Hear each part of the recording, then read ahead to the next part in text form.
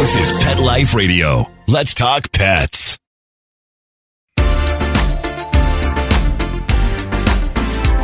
Rappaport to the rescue with award-winning animal advocate, best-selling author, journalist, and pet products creator, Jill Rappaport. Hi, welcome to Rappaport to the Rescue. I'm Jill Rappaport. Now, if you've been following and listening to my podcast, and I sure hope you have, you know that I've had some pretty incredible guests on this show. A-list for sure. Actors, musicians, supermodels, national talk show hosts, network news correspondents, and newsmakers, all with one thing in common. They are true megastars in front of the camera. Well, my guest today is a superstar behind the lens. Doug Liman is one of the most revered and respected directors and producers in the business today.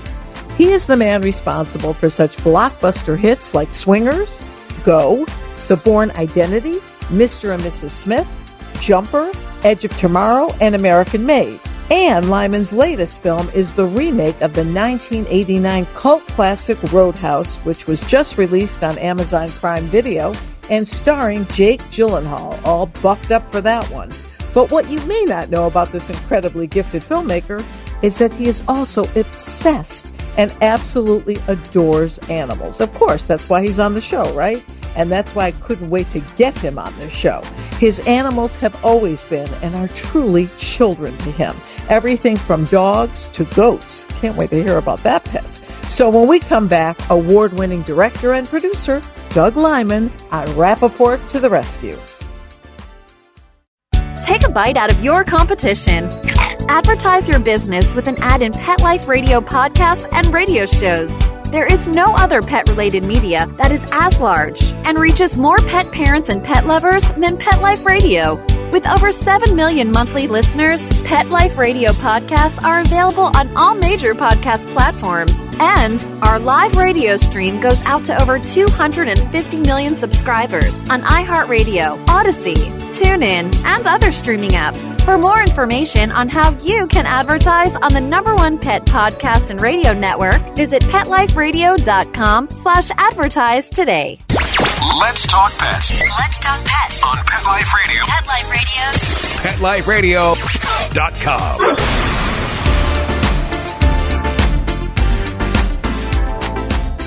Welcome back to Rappaport to the Rescue. I'm Jill Rappaport. My guest today, director-producer Doug Liman, who has had hit after hit on the big screen with beloved and powerhouse films like Swingers, The Bourne Identity, Fair Game, Mr. and Mrs. Smith, and his newly released Roadhouse, just to name a few. And on the small screen, Liman has also produced Ratings Gold with The O.C., Covert Affairs, and Suits. He is also the recipient of several coveted awards for his filmmaking. I am thrilled to have Doug here with me today, not only for his talent, but especially for his love of everything on four legs. This guy is crazy about animals, so I'm crazy about you, Doug. Welcome to Rappaport to the Rescue. Thank you. Yeah, no, it doesn't go over well in my relationships, but my screensaver on my phone is my beloved goat, Ruby. Oh, you know what? And I was reading about Ruby, seeing the pictures, watching her walk around with a leash. Those stories are legendary. Tell us about your goat, Ruby. I have a small farm in Martha's Vineyard because I love animals. And, like a farm is really the best way to just have animals and have, maybe something beyond just having a dog. So I'll try to tame almost any animal. A raccoon got into my chicken coop and I caught it and it have a heart trap and spent a little time trying to tame the raccoon unsuccessfully. I adopted a troubled goat that wasn't getting along with other goats. And so I took her in, Ruby. And we have no idea how old she is, but she's definitely older than she's way beyond how long goats are supposed to live, for sure. And your neighbors all know her, and some love her, and others... She's been hard to contain, so she likes to go down to the beach, and some people love seeing this, a wild farm animal on the beach. And she's a little rambunctious. I mean, she loves men, and she's a little mean to women and children. Well, I loved hearing stories about your animals, and the way we know each other is because of one of your relatives, who's one of my dear friends, the one and only beloved Joan Hamburg, the first lady of New York radio. So unbelievable. And she used to talk about Doug and the animals. And then I knew how successful you were. And I thought, oh, wow, he's quite the catch. I had trouble containing the animals. Sometimes the goat and the pigs would just take off down the road and I'm off making movies. So I'd get a call, from either the police in Chilmark or from a neighbor being like, your pigs and your goat are here and they're 2 miles down the road from your house. And you have to try to convince someone to help try to get them, because I'm not there to recover them. And I know your love of dogs. And I believe one of your pets, when he passed, you actually gave a funeral for that dog, an official funeral. You're acting like that's unusual. I think it's norm. I'm asking, you did it, right? Having a farm, you learn some expressions that we sort of take for granted. You sort of learn where they come from. Like, don't hog, is a, expression we use all the time. Like, don't hog the computer, don't hog the, but like when you actually have pigs you put food out, you realize where the term hogging comes from. I have sheep and you understand where the word sheepish comes from. And during my dog's funeral, I did learn where the sort of nail in the coffin comes from. Well, I know how much that dog meant to you. And wasn't this the dog that I believe many, many years ago, might have been even in the year 2000, ran away and you offered a reward, and also whoever would return the dog would get a role in the Bourne Identity? Is that a true story? That is. I still have the wanted flyers. It's like one of my, souvenirs that I keep up in my apartment. Turns out he didn't run away. We thought he'd run away. Turns out he'd been kidnapped and kidnapped for 3.5 years. Oh my goodness, this is unbelievable. While I was making the TV show, The OC, I got a ransom call. Are you kidding me? This is unbelievable. And they said if I gave them $10,000, I'd get the dog back. Otherwise, I'd never see the dog again.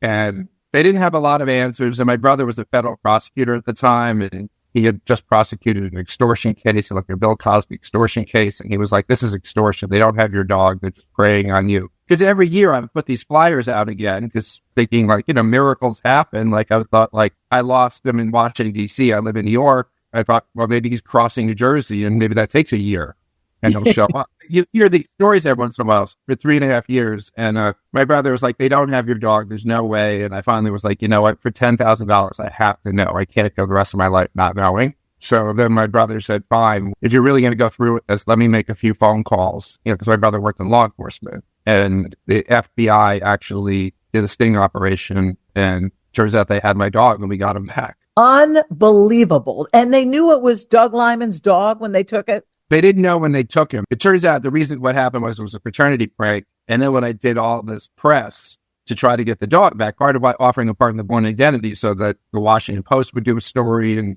so people would see that. And then if someone saw the dog walking around, they would be like, oh, we know whose dog that is. The problem was it was a prank by a fraternity. And once they realized this dog is famous, they were like, we're going to get in trouble. And so they called like a fraternity alum who lived in Ohio. And they said, will you take this dog? Because if we get caught with this dog, like the fraternity's going to get kicked off campus. And so shipped the dog off to Ohio to live with a family. And then the students, who had originally stolen the dog, that after 3.5 years had graduated, one of these kids couldn't get a job and thought, well, I could probably trade this dog. So he actually stole the dog back from the family he'd given it to in Ohio, like Jackson. This is a movie, Doug. And the thing is, Jackson actually lived to 17 and a half for a big Australian Shepherd. So I got the years back with interest. Did he recognize you right away? How did he look? What was the reunion like? It actually was on Good Morning America, the reunion. My girlfriend, who also co-owned him, they had the tearful, huggy reunion. Eventually, he became the love of my life. The dog I'm referring to with the coffin is Jackson, and I've never replaced it. I've never gotten another dog. I know. I know you have 4 dogs, but sometimes you have a dog that's so special. I have a goat now, but you just can never replace Jackson. Unbelievable story. And I really do think this is a movie, but that's your area. I set up you in the open and then live to you, and I mentioned your awards. And I know, and I've heard you say this, that you don't even like to hear awards associated with your name. Why is that? I like awards, everyone likes accolades. I like good reviews and awards, but I don't want to chase awards. I'm interested in sort of making movies that are people pleasing. When I was a kid, I was the class clown, and I don't know if I actually was successfully entertaining my fellow students, but I probably wasn't. But, that's that's my ethos. I think I was still the sort of class clown. And I mean, including these animals in Martha's Vineyard that are constantly running amok. You know, there's a front page story in the Vineyard Gazette a few years ago, you know, goats gone wild about like, you know, just constantly being loose, and the town wanting to pass a new ordinance about requiring people to keep control of the farm animals. And they never passed it, but I was excited to then lobby that there be that Rumi be grandfathered out of that, even though she literally would have been the one animal for which they were creating that law, but they never did. I got her sheep, and so now with the sheep, she doesn't feel so lonely when I'm not there. Well, I love that, you know, you're doing it your way. So class clowns don't get awards. They don't get straight A's, by the way. Exactly. And they don't get awards. But I know that for you, that's the least of it. For you, it's making these incredible films about anti-heroes and really making movies that have so much impact. And if the awards come, it's nice, but you don't necessarily want it associated with your name. You'd rather be known as a filmmaker first instead of award-winning filmmaker. Yeah, I just like, when I hear award-winning filmmaker, I'm like, oh, is the film going to be boring? And, you know, the list of the films you've made and the stars that you've worked with, from Tom Cruise to Brad Pitt, Angelina Jolie. And I want to talk about that because while you were making Mr. and Mrs. Smith, perhaps the biggest personal breakup was going on in all of entertainment. Everybody was talking about Brangelina and Jennifer, and that was all during this movie. I would imagine it helped box office sales, but it also, for you as a creative person, was probably a little irritating. There were challenges just in that, first of all, they were getting so famous, you know, and the affair was making them so famous that, like, it became harder to film just to try to keep paparazzi away. And, you know, we would sort of, Brad Pitt would ride a motorcycle to work and we would know he was getting close because we'd hear the helicopters first, because there'd be paparazzi and helicopters following him. And probably like one of my like favorite images in my mind from the movie is during the press tour, we were in Santa Monica and there are these two hotels next to each other, Shutters and Casa del Mar. They're right across the street from each other, and we were doing press between both hotels. And we were in Casa del Mar, and then we needed to move, you know, it was with Brad and Angie, to Shutters across the street. And there were like 1,000 reporters outside the building. I mean, literally, it looked like a zombie movie, the number of people out there. And we're like, how are we going to get from one hotel to the other? And Brad, you know, it's very chivalrous, and he was like, I'll go first, you know, and pull some of the crowd so that then Angie could have a more clear path to get across. And I would go across with Angie. And I remember seeing Brad like exit the building, and suddenly he's just being chased by like 1,000 people. And he did successfully pull them away. But my last image of him was like heading down Pico Boulevard, chased by like 1,000 paparazzi. And then Angie and I had a clear route to then just get across. And like, we didn't see him for like an hour. But I'm sure it also helped with the box office because there was so much curiosity factor after that. Everyone wanted to see that chemistry between the two of them, which was red hot in that film, Doug. And sadly, they're getting the same attention now for the opposite reason, for their bitter divorce. I salute any relationship in Hollywood. But the people you've worked with, and I've heard these celebrities talk about you. We talked also about Tom Cruise, Anne Hathaway, Jake Gyllenhaal now. When they hear it's a Doug Liman film, 2 words, I'm in. It's unbelievable. The people that immediately gravitate towards you and never seem to say no to you. I get said no to all the time. By big stars, Doug? Really? I know, but I ask a lot. But no, I mean, I am in a really, really fortunate place in my life where the people really do say yes. And I'm super appreciative of that. I'm shocked and appreciative, and I never ever take it for granted. And I learn a lot from Tom Cruise, who, by the way, never takes it for granted, ever. Like, he goes to work every day like he's got to prove he's a star. Yeah, the old adage, you're only as good as your last piece, and your next piece, it's your audition reel. It's like everything is new and first, and give it 100%. And I have my own personal story with Tom Cruise, where he really was very instrumental in me getting my first job in television in New York. Really? And he's a wonderful human being. He is such a lovely person. He's the most generous human being I've ever met, you know, where I don't know if I meant like financially generous. I'm talking about like generous of spirit. Right. The film business is very competitive and catty and kind of, you know, in a way it's cliquey like high school, and no one's meaner than when they're in high school. And like film business has a component of that where like people like they don't necessarily root for other people's success. Like Tom Cruise roots for other people's success. I've worked a lot with him, and when he hears about a film performing really well, it has nothing to do with. He's so happy for those people. When Roadhouse came out, you were hoping, we all thought it was going to be a major theatrical release. And then you found out it was going to Amazon Prime Video. You are not happy. No. You know, there's just some movies that are a party that you want to share together. You know, like a lot of Top Gun.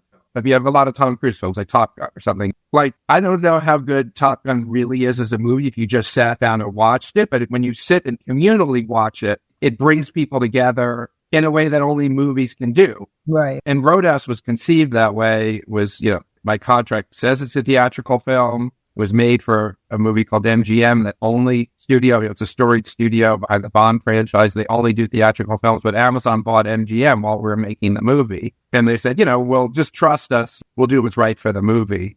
And the deal was just going through while I was making the movie. So I was like, yeah, of course, they don't really know what they're doing yet. But if the movie's great, they'll put it in theaters. And if it's not great, you know, then it doesn't deserve to go in theaters. But it was great.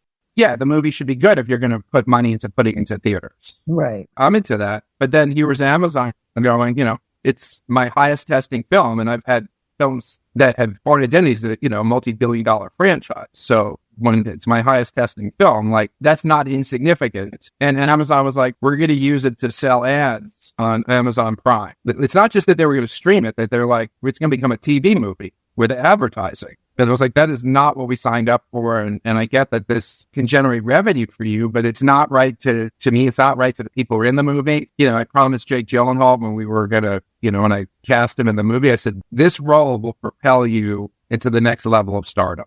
Yeah. And it also denies Jake an Oscar nomination. I don't know if he'd get that, but he would have been a bona fide box office star. The way that Born Identity did that for Matt Damon. And Mr. and Mrs. Smith did that for Angelina Jolie, and it put her in a different kind of movie than she'd been in before. So it was just wrong for everybody involved in the movie, and most of all for the audience. Well, I saw it in my bed, surrounded with my dogs, and I was into it. I mean, you know, I know it's not quite the same as a theatrical experience, but man, it packed a punch, and I found it to be so entertaining, so wonderful. I mean, I couldn't take my eyes off Jake Gyllenhaal's abs. I got to be honest. I never saw a physique like that. I don't remember him looking like that in Brokeback Mountain.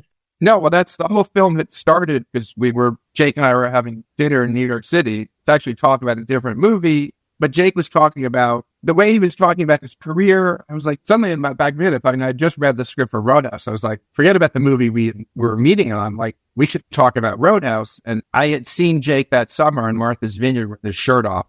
We both did the same road race, and I had noticed his physique. From a filmmaker standpoint. No, but the summer I just saw it as like, as I said, I don't have the ferocity of spirit that Tom Cruise has. I'm like, how is he so much better shape than me? And by the way, like 10 times faster too, just better in all regards. But I said to him at this dinner, I said, like, I don't want to get me too, but I saw you with your shirt off this summer, and I think you should take a look at this script Roadhouse. Jake's Oscar nominated. I'm sure anytime someone wants to work with him, they're like, you know, blowing smoke up his ass about what a brilliant actor he is. And I just was like, I don't care about your acting. You're going to have your shirt off this whole movie. You should read the script. And you said that, you know, sometimes it's a little easier for me to get actors to say, yes, he committed to the movie right there without even reading the script. But I understand to keep up that physique, he was a bit of a bear, kind of a moody bastard, huh? Well, it's one thing, you know, he's a friend, so you don't see friends that often. Right. When you actually start working together, you're together, you know, 14 hours a day. And he was hangry. The work that goes into looking like that, like we all have ripped abs like Jake. They're just underneath a bunch of fat. So you have to starve yourself to reveal them. Plus, you have to work out to make them bigger. I mean, so he was... ornery, to say he was ornery. Yeah. Well, yeah, you had to feed the guy. I mean, he had to keep up his energy and his strength. No, he's eating like, you know, bland chicken breast, you know, and an exact size piece of it, just enough to keep him alive. Wow. But not happy. Well, that's good for that movie because, man, that helped him pack quite a punch. So I would think that all worked together for the role. But I heard that you never even saw the original 1989 with Patrick Swayze. You didn't want to see it until your film was made. Yeah, because Born Identity, actually, there was a TV movie, Born Identity, before my Born Identity. I didn't even know existed until I started Born Identity. And then I started watching, it was with Richard Chamberlain. I started watching that Born Identity. And after 5 minutes, I said, I don't want this in the back of my head at all. I'm going to make my own. And to this day, I've never seen the original Born Identity TV movie. But you did finally see the original Roadhouse. I eventually, after we were done, we were pretty much almost done editing. The Alamo Draft House in Brooklyn was showing Roadhouse for like 2 days. And Joel Silver is my producer on Roadhouse. He produced the original Roadhouse in the 80s. And we took the whole editing room to go see the movie Alamo Draft House. I imagine the first one felt and looked kind of colorless to you compared to what you have created. Yeah, I know that the original Roadhouse is truly beloved. Joel Silver will be the first to say it's not a good movie. He's the one who produced it. But you can't argue with the fact that all these years later, it still has an audience and it's somehow entered our zeitgeist. And that's the reason I was fighting Amazon on the streaming release is that, movies that play in theaters can become part of our zeitgeist. That's right. Even movies that don't do well, like the original Roadhouse was a flop in the theaters. But it's part of our zeitgeist. I mean, it's made fun of on Modern Family. There's, and movies that come out on streaming. If I told you to like Amazon's top streaming hits from last year, you've never heard of them. And they're movies that Amazon's proud of. Like they don't necessarily cross over. But this one got a lot of buzz. First of all, Jake was on a million shows promoting it. People wanted to see this one. So let me ask you, Doug, having directed the biggest names on the planet in this business, when they do a crappy take, how do you handle that? How do you say, maybe we should do it again, or that wasn't your best? Do you walk on eggshells, or do you just put it out there? Because you've got chutzpah. My cousin, your good friend, Joan Hamburg, was always sort of told me, you got to bury a critique between two compliments. Right. She calls it, some kind of something sandwich, but like, I just go for the critique. These days, I'll sort of, maybe start a movie, tell someone like, look, we're all together because we respect each other. I'll tell you that right now. I'm not going to repeat that ever again. Like now, anything you hear out of my mouth is just going to be negative. I'm giving you the one compliment at the beginning, and then like I'm not going to bother every time. There was a scene I was doing a film American Made with Tom Cruise, and there was a scene that we were having a lot of trouble with, and it just wasn't working. It turns out there was a problem with the writing of the scene, but you don't know that while you're trying to shoot it. You're like, we would do a take of the scene, and then I call cut, and then I would try to say something a little nice and then be like, okay, that was, and then the nice thing, and then go, but let's try this. They have to look winning on screen. You're like a coach, Yeah, you don't want to deflate those huge. You don't want to deflate them because they got to look like movie stars on screen. So, but after 50 takes, you start running out of a nice thing to say. We did a take and I called cut and I go, that was, and I'm literally trying to find like some kind of something positive to say and I'm struggling. And Tom Cruise goes, terrible? Then I go, yeah, that was terrible. And he goes, I knew it was terrible. I was like, to be honest, it was awful. And Tom was like, I knew it was awful while I was doing it. And then we just started riffing on how freaking bad he was in that last take and sort of relishing in it. And, I love when you can create a safe space because Tom creates a safe space for me to take chances and fail. And that's kind of magical when you get that safe space where you can try something, fall flat on your face, and we can just laugh about it. Well, you've made amazing movies, and we talked about this in the beginning about anti-heroes. And because you love animals so much, would there ever be a possibility, Doug, like a film like My Dog Skip, a sweet, loving animal story? Are you going to go for a Cujo? Because I could see you doing an animal movie. I call my goat Sweet Ruby, but like my niece is around the corner. If I asked her to come over and tell me what she thinks of Ruby, I think she would be using the word mean. So you'd make a Cujo. So my beloved Ruby is an anti-hero to most people who meet her, or just a mean goat, mean old goat. So that's obviously who I'm attracted to as character. I'm going to stay on you to maybe open up your heart and home to another rescue dog. If I find a mean one, mean as a snake, I'm going to be contacting you.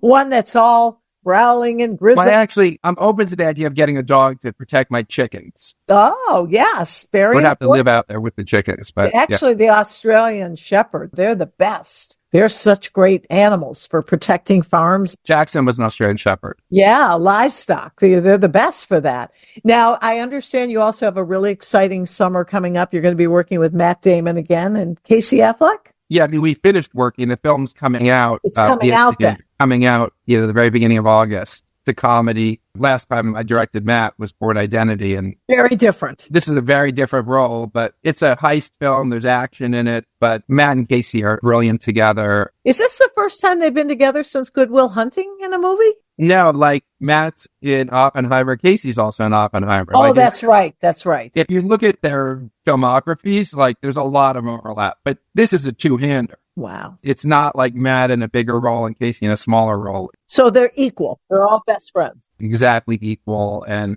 Matt and Casey are as salt of the earth, solid, great human beings as exist. People always complimenting movie stars. Like you wouldn't even know Matt's a movie star. Like he is just salt of the earth. Casey's like as solid as it comes. They're both great fathers. He's such a nice guy. I got to interview him for a film called Rounders many years ago. They're just fantastic. But despite all that, once you get them together, and Ben, because Ben was the producer, Ben Affleck, you're like, I'm in someone else's family, and there's insanity.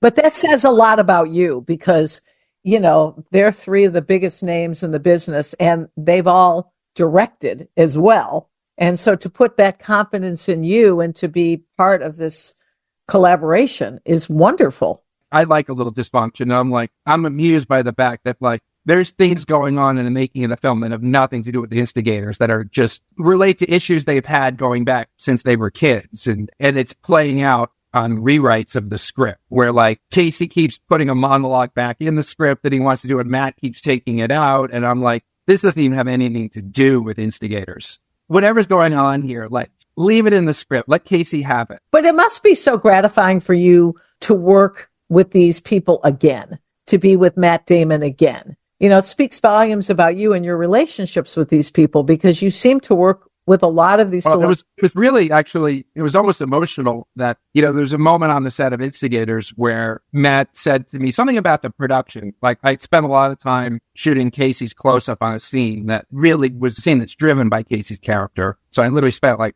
or 5 hours just on Casey. And then it was time to turn around and film Matt's side. And Matt said, just so you know, there's no ego in this for me. This is Casey's scene. If you get it in 5 minutes with me, don't feel like you got to balance it and shoot me for as long as you shot Casey's. Movies are like going to war and you got to allocate your resources where they're needed. And I totally agree with you having allocated the resources of this scene to Casey. You don't need to allocate anything to me. I thought, wow, he has really grown as an actor and a filmmaker, really sees the big picture. And in that moment, I was thinking, I've probably grown too. I don't see it, but he's probably looking at me and seeing how I've evolved since Born Identity. And that gave me a kind of confidence going in from that point forward on Instigators of just feeling I probably have grown. Because, every movie you sort of start from scratch. Right. Really build on anything you've done before. Because the movies aren't like each other and you're hiring different crew and different actors. And so until that moment, I hadn't necessarily felt that I had grown or learned anything over the years of making films. And in that moment, I thought, I probably have. I don't see it, but Matt is probably seeing it in me. Well, I'll tell you something. I'm really excited to see this comedy in August. This is going to be great. What a year you've had. Both of these huge films. And you never take a break. You are always on the go. And when you're not making films, you're in your plane. You still flying your own plane? I do. Unbelievable. You are Mr. Daredevil. I'm flying my plane on Monday to the Bahamas to go dive in a submersible at 3,000 feet for research for a movie I'm developing. Do they expect this from me? I have a film I'm developing with Tom Cruise where we're going to go into outer space. When is that happening? That's in the works. Tom's schedule is super busy, but they don't bat an eyelash when it's Doug's going into outer space with Tom Cruise. I got to take you to a shelter and get you a rescue dog, keep you at home more, on ground, keep you at your farm. I'm pretty grounded. I mean, I have a farm. I'm talking to you, and 2 feet under me are my seedlings that are, getting ready for summer, and got grow lights under the desk. Well, you're certainly diversified. And the question on every woman's mind is, why aren't you married?